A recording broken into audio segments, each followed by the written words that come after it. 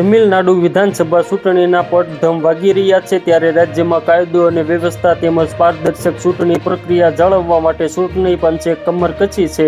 ચૂંટણી પંચ દ્વારા કરવામાં આવેલી અત્યાર સુધીની સૌથી મોટી કાર્યવાહીમાં રાજ્યભરમાંથી 1200 કરોડથી વધુની અપ્રમાણસર રોકડ, ઝવેરાત અને નશીલા પદાર્થો જપ્ત કરવામાં આવ્યા છે.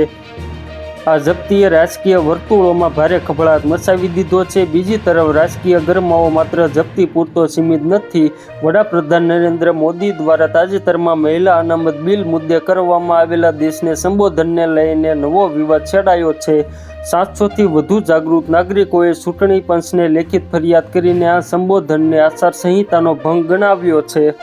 આ વિવાદો વચ્ચે પશ્ચિમ બંગાળના મુખ્યમંત્રી મમતા બેનર્જી અને કોંગ્રેસ નેતા રાહુલ ગાંધીએ પણ ભાજપ પર આકરા પ્રહારો કર્યા છે. ચૂંટણી પંચ દ્વારા જાહેર કરવામાં આવેલા આંકડાઓ અનુસાર તમિલનાડુમાં અત્યાર સુધીમાં જે રકમ અને વસ્તુઓ જપ્ત થઈ છે તે ચોંકાવનારી છે. આ કાર્યવાહીમાં નીચે મુજબની મત્તા જપ્ત કરવામાં આવી છે.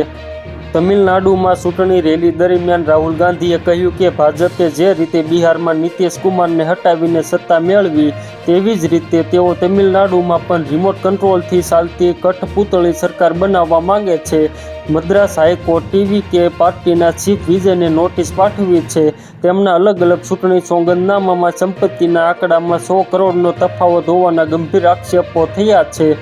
તો મિત્રો, હાલ માટે એટલું જ. ફ્રી મળીએ નવી અપડેટ અને નવા સમાચાર સાથે. તે પહેલાં ખાસ કરીને વિડીયોને એક લાઇક અને RTV ગુજરાતી ન્યૂઝ યુટ્યુબ ચેનલને ખાસ કરીને સબસ્ક્રાઈબ કરવાનું ભૂલતા નહીં મિત્રો.